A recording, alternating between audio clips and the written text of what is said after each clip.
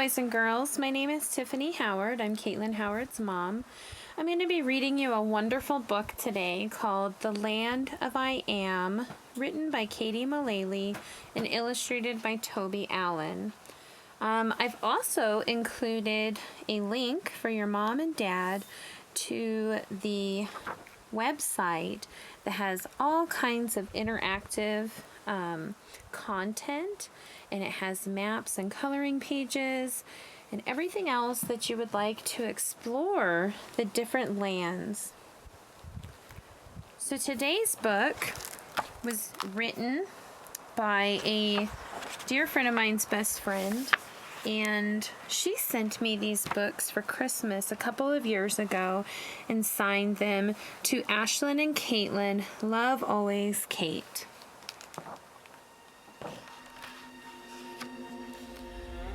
The Land of I Am. Are you looking for someone? Are you lost and confused about which way to go? Which reflection to use? You're in the Land of I Am, a bewildering maze with distorted false mirrors to capture your gaze. But aren't all these images that I see? Do they show who I am, who I must really be? Yes, each one is a version of you, but beware, because most of them show you what's not really there. What you see in these mirrors in here isn't true. All these wonky I Ams, they are not the real you. So where do they come from, and how can I find the image that's real? The I Ams that are mine. Well, when you say I am with the words that come next, you create these reflections and all of their effects. Let's find our way out of this maze to discover new I Ams to use, the real you to uncover. We must navigate through these first tight, winding sections where we have to get past someone else's reflections. The mirrors seen here that affect how you feel have been built by another, so no, they're not real.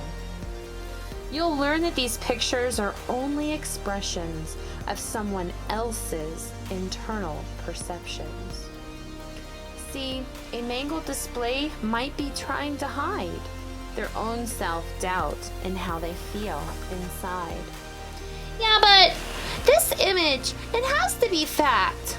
I see it right here, so it must be exact. Oh dear, it has found us, that rascally pest who warps all the mirrors we have found on our quest.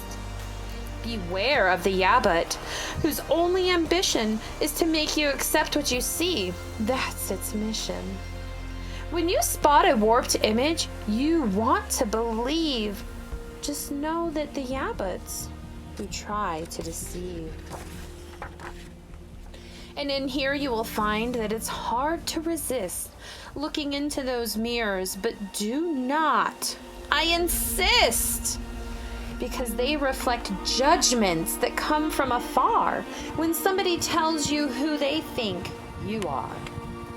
Yes, it is tempting to let your self-worth be defined by approval from others, but pay them no mind. Don't let someone else affect your self-esteem. Only you should decide the I Ams that are seen. Plus, what others are thinking is not your concern. It's your own thoughts that count. This is what you must learn. Glancing at these false mirrors is never required. Let's continue ahead to I Ams you desire. The mirrors in this passage that now appear are hard to get past because you put them here. You've built them based on your own false conclusions about who you are. But please know, they're only illusions. What you think of yourself, the I Ams that you say, shape these bogus reflections we see on the way. The good news is this: these impressions are wrong. Your thoughts have distorted, and these views all along. Yeah, but these mirrors can't be adjusted. These I AMs must be real. Why? What I see should be trusted. Ho ho ho. These lousy beliefs that can form in your head, they create these bad views. Let's find good ones instead, shall we? To do this, we must now discuss how you think. It's your thoughts creating these. Yes, there is a link. When you think good I AMs, your perspective will change. And then what appears is no longer deranged. So as we travel on, know that you have a choice to create new I AMs from your deep inner voice. If you hear what it says, this view will be corrected, because the best you inside wants to now be reflected. As you listen, you'll learn that these mirrors are fake, and I'll guide you on out to a new path to take. This part of the maze leads up to a dead end, because the I AMs in here, well, they're only pretend. Here's your someone you're not, and you'll put on a show just to join with the crowd. But here's what you must know: when you try to conform so that you fit in, all the images start to divide. You can't win. Yeah, but I'm different. I want to belong, and like the others, so why is that wrong? If you aren't being you, and you're someone other than one, then you aren't authentic, and that is no fun.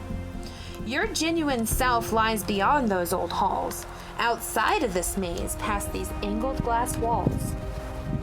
Now these mirrors are warped, since you choose to decide that you aren't as good as another's outside. You've matched someone else's I AMs to your own, and this causes these crooked displays to be shown. But listen, my friend, when you try to compare who you are to others, you'll only despair. You should only match up with your internal best, only who you can be, and forget all the rest. You will never feel equal while stuck in this place, so let's move on out to a much better space. You see how this image is broken and altered? It's from all the times that you tried, but you faltered. This I am formed when you did not succeed. So you think you're a failure? Oh, how it misleads. But here's something to help you get past it, sweet kid. Please concentrate just on the fact that you did. When the I am reflects that you actually tried, then the act of attempting will fill you with pride. So look in the mirrors and know it's deformed, because you gave it your all and you truly performed. Watch out for those mirrors and don't be dismayed, because at first only your flaws are displayed. These reflections will tell you that you're not enough. But look really hard and you'll find the wonderful stuff. Yeah, but this image I see here reveals that I'm squatty and bent and very far from ideal. For some unknown reason, I don't know why, we only see flaws as we go passing by. Yes, it is easy to stay with that negative thought, but let's focus instead on the great things you've got. And once you begin to search just for what's right, the best parts of you will then come into sight. Here is the way out. We've made it on through to the trustiest I am. We have found the real you. What you see here is now your honest reflection. It is perfect as it is. See, it needs no correction. The mirror is yours. Now to keep it close at hand. So look to it often and remember this land. If your mirror starts to deform or to bend, make sure your I AMs are still good, my dear friend, because those two words can be highly effective. They'll shape what you see, so be very selective. Choose only I AMs that you truly deserve, so they can become what the world will observe. The end. Well, boys and girls, this is such a wonderful, wonderful book about discovering more things about yourself and finding your inner truths about who you really are and what you want the people to see. It moves past judgment and negative narratives. It moves past the conformity of others, and that you need to learn to accept who you are for who you are and not try to be somebody that you're not. You don't need to measure up to others to be who you are. And just always remember that in the land of I am, you will find your way through, past all the false mirrors, and find the real you. Thank you so much for listening, and I'm going to be reading 2 of the other books in this collection, and I will post those videos later on after I have created them. Thank you so much for listening, and I hope you guys all have a wonderful time. And Caitlin loves all of you. She misses you, and she hopes that we can all see each other again soon. And you guys have a wonderful, blessed day.